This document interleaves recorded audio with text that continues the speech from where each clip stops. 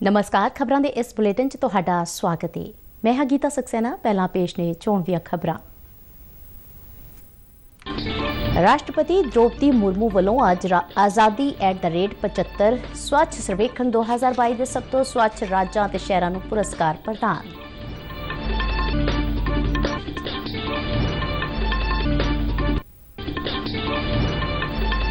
प्रधानमंत्री नरेंद्र मोदी ने देश विच 5G सेवा की शुरुआत करदिआं कहा कि भारत संचार क्रांति के नवे युग विच दाखिल हो गया है। रक्षा मंत्री राजनाथ सिंह ने रक्षा लेखा विभाग के स्थापना दिवस मौके सेना लई कई नवे ऐप्स लॉन्च किए। केंद्रीय युवा मंत्री अनुराग सिंह ठाकुर ਵੱਲੋਂ प्रयागराज विच राष्ट्रव्यापी स्वच्छ भारत 2022 की शुरुआत।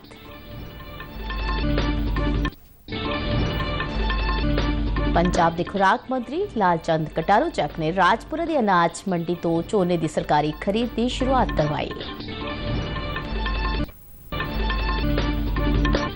महिला क्रिकेट एशिया कप 2022 के पहले मुकाबले में भारतीय टीम ने श्रीलंका को 41 दौड़ां नाल हराया।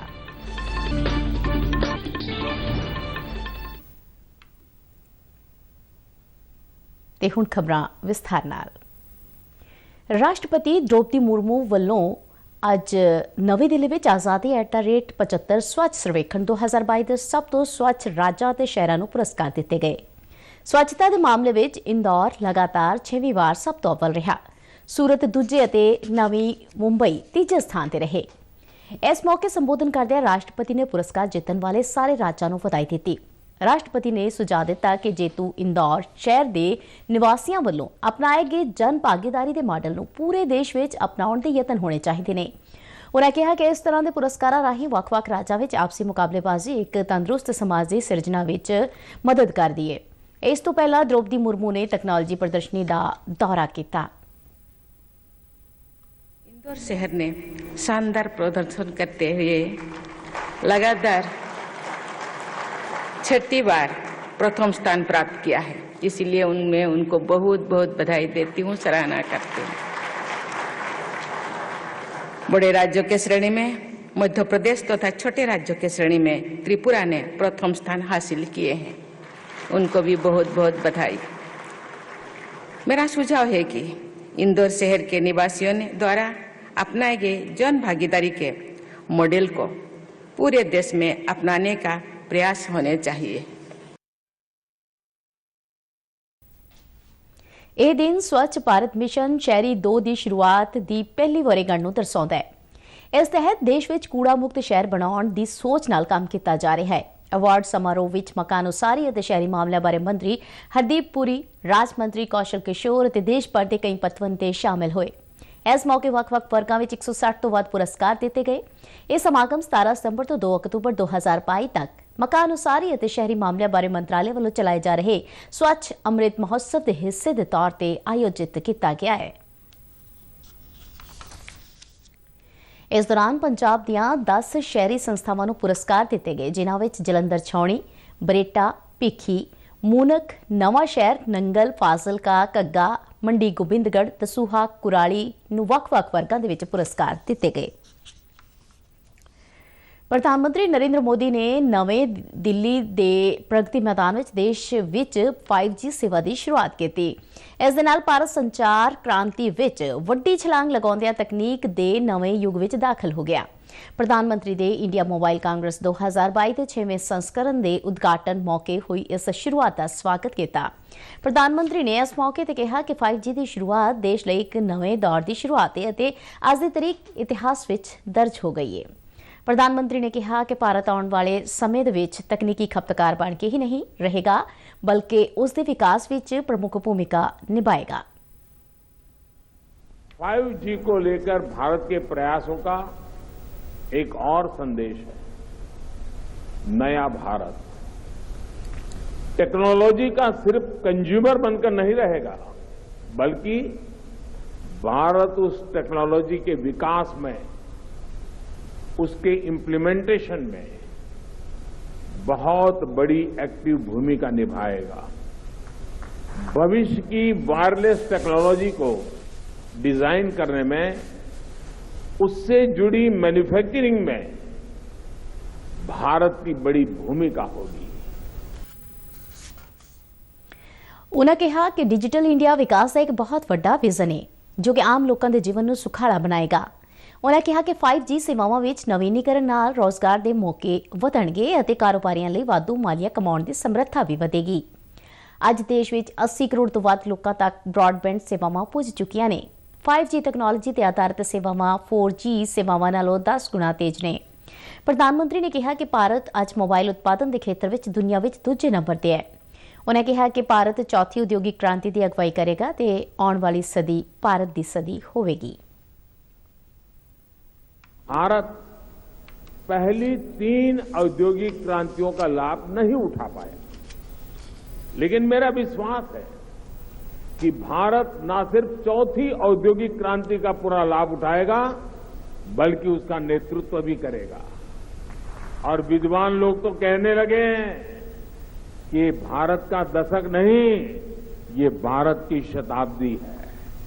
भारत ने किस तरह 4G आने के बाद टेक्नोलॉजी की दुनिया में ऊंचाई छलांग लगाई है, इसके हम सभी साक्षी हैं। आज जब भारत में 5G का लॉन्च हो रहा है, तो मैं बहुत विश्वास से भरा हुआ हूं दोस्तों। मैं दूर का देख पा रहा हूं, और जो सपने हमारे दिल दिमाग में चल रहे हैं, उसको अपनी आंखों के सामने हम साकार होते देखेंगे।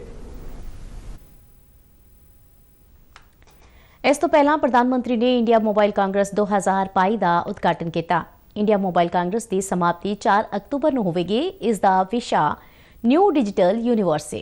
इस समागम विच उद्यमी, इनोवेटर अते सरकारी अधिकारी डिजिटल तकनोलॉजी नूं तेजी नाल अपनाउण अते प्रसार नाल उभर रहे विलक्षण मौकों बारे चर्चा कर रहे हैं।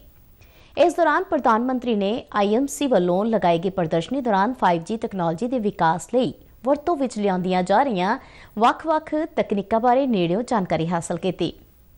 रिलायंस जियो के चेयरमैन आकाश अंबानी ने 5G सेवा बारे प्रधानमंत्री को जानकारी दी।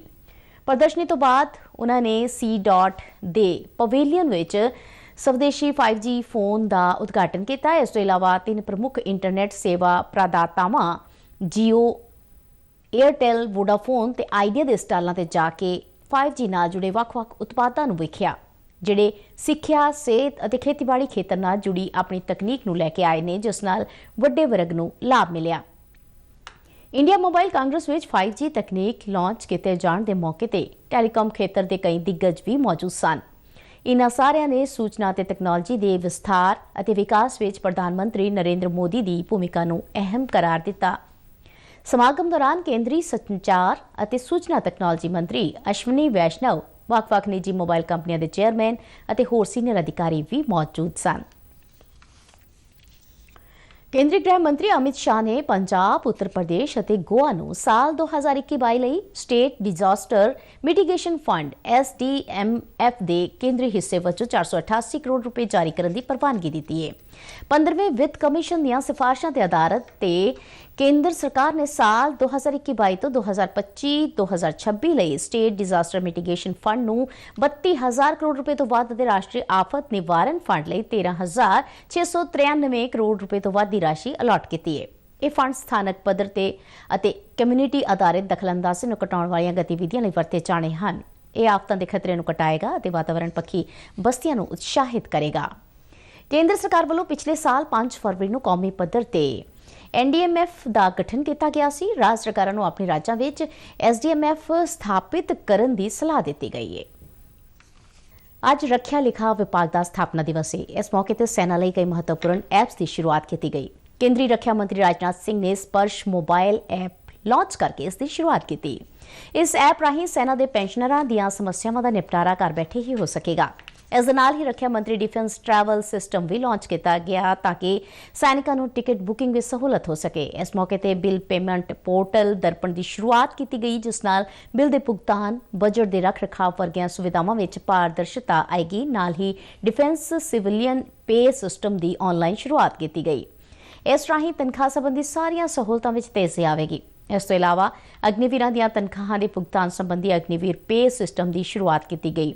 ਇਸ ਮੌਕੇ ਰੱਖਿਆ ਮੰਤਰੀ ਰਾਜਨਾਥ ਸਿੰਘ ਨੇ ਕਿਹਾ ਕਿ ਅੱਜ ਦੇਸ਼ ਨਵੇਂ ਸੰਕਲਪ ਵੱਲ ਵਧ ਰਿਹਾ ਹੈ। ਅਸੀਂ 2047 ਤੱਕ ਭਾਰਤ ਨੂੰ ਸਸ਼ਕਤ ਦੇਸ਼ ਬਣਾਉਣਾ है, जो कि फौज तो बिना संभव नहीं है।